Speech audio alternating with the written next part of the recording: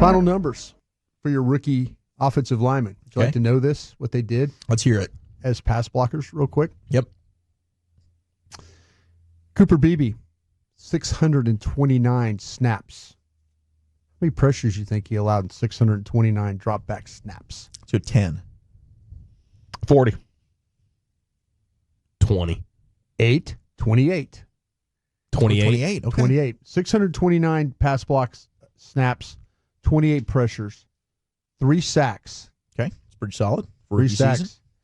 He was one-on-one 240 times in those 629 snaps. 62% is what we're at. So, pretty solid year for him, huh? It's a good rookie season. I think it's a real good rookie season for him.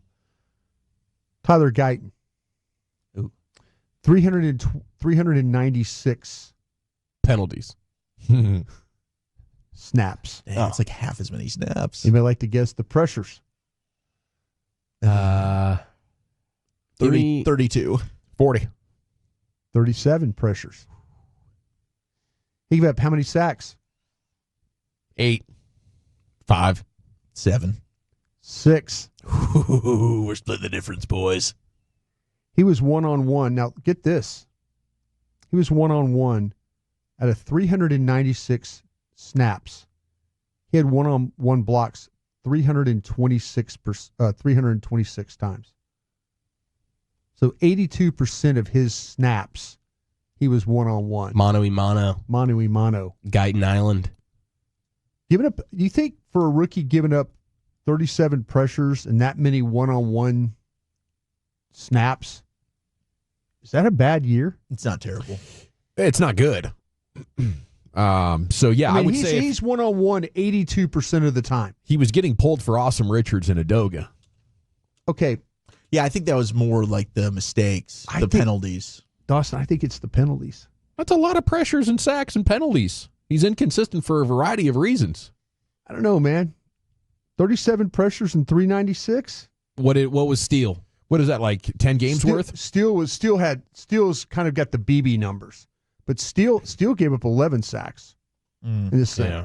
I was trying to do, you want to know what, I could pull that up for you. We'll figure out what this. I mean, how many penalties are when you're beat?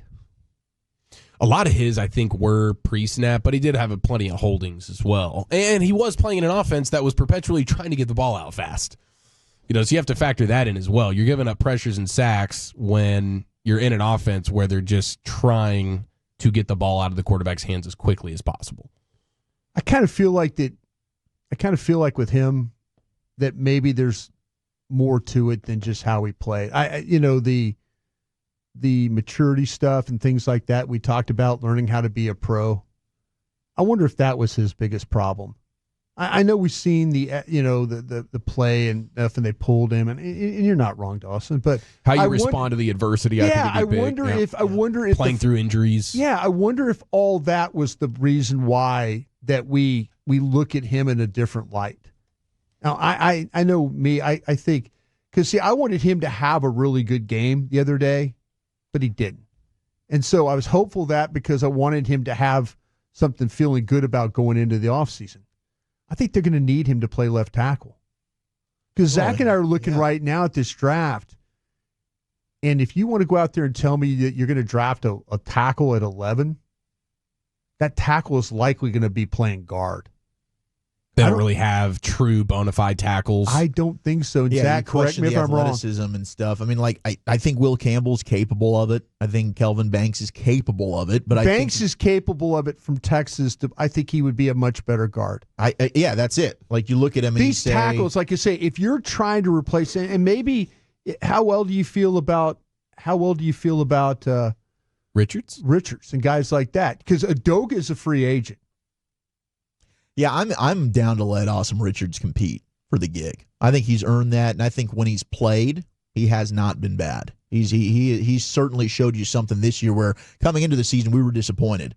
We're like, man, I'd feel much better about this if Awesome Richards had been able to get some playing time, and we felt better about it. I thought Richards in the snaps that he got, okay. Maybe there's a world where Steele is a post-June 1 cut, save some money on that, and then Guyton goes back to his home at right tackle, and then Awesome Richards steps in as your left tackle. Do you think him going to right tackle fixes the things?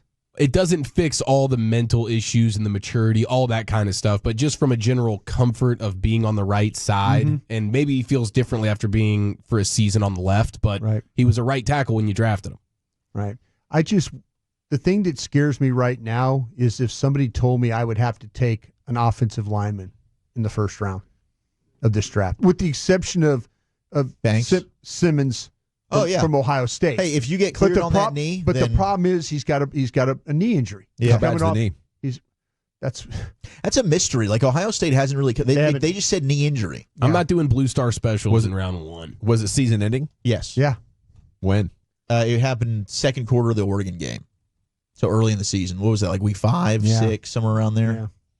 And is that his first knee injury, or has he had a track record I think he of was it? playing with a brace before.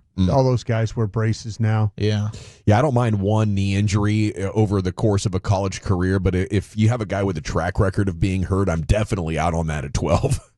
Need ultra high end talent, or a clean medical report to do that. So I mean, if that's the situation, I think you have enough young players with talent that letting them go next year is fine. Especially when you look at the cap and how many players they're losing. This team's probably going to take another half step back and be. Oh no, I think there's going to be some issues here. No question. I'm not going to be as gung ho as I was, going into training camp. Oh. Tolbert's going to, take a step, and Ferguson's going to take, I got on that train. I'm going to be a little bit more mindful of like, okay, well, who all did they lose here? Because these injuries, when it happens, there are a lot of young guys that did play well. Yeah. But you're losing a lot of players, like the Golstons, the Osa Digizuwas, and those guys kind of played really well for you. So I would keep an eye on all that. I just don't want to take an offensive tackle in the first round here. Not with what I've seen so far. All right, Chief, I got a couple questions for you. Oh, crap. Others. Were you surprised how well Trey Lance played the other day? I'm surprised they didn't have any interceptions.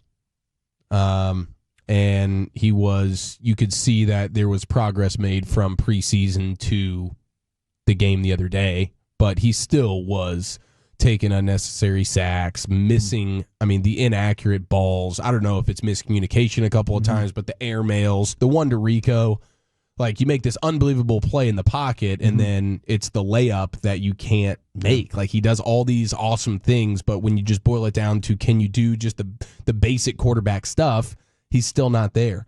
So he was a little bit better than I thought he was going to be, because I thought if you're playing the whole game, you're going to throw some interceptions, and he never did. But he's still not anywhere close to starting caliber.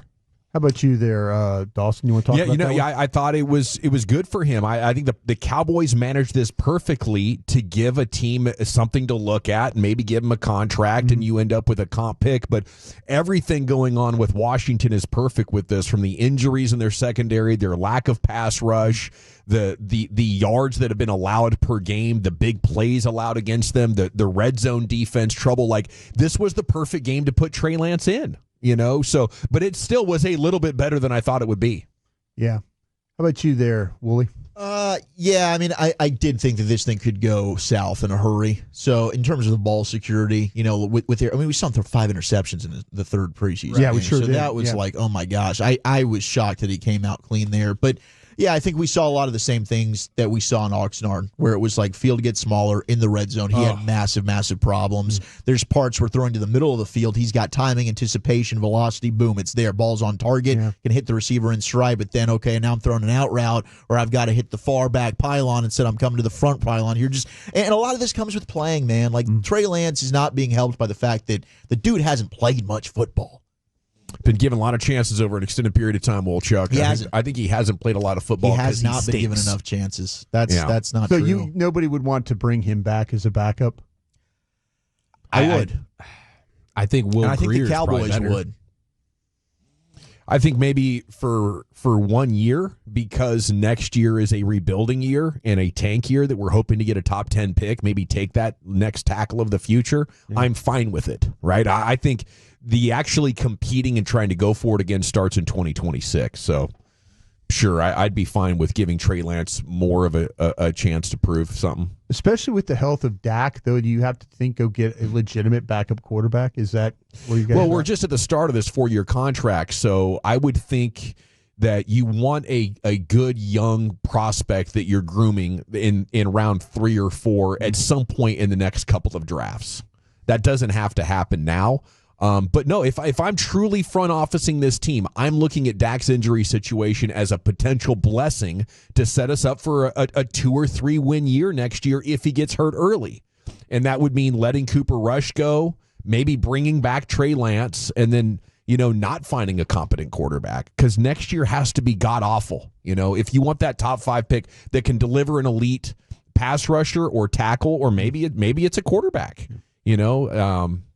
That would be the right way to team build this. Like, if Dak gets hurt, we're bleeped, and we want that. We want to embrace that this time around next year.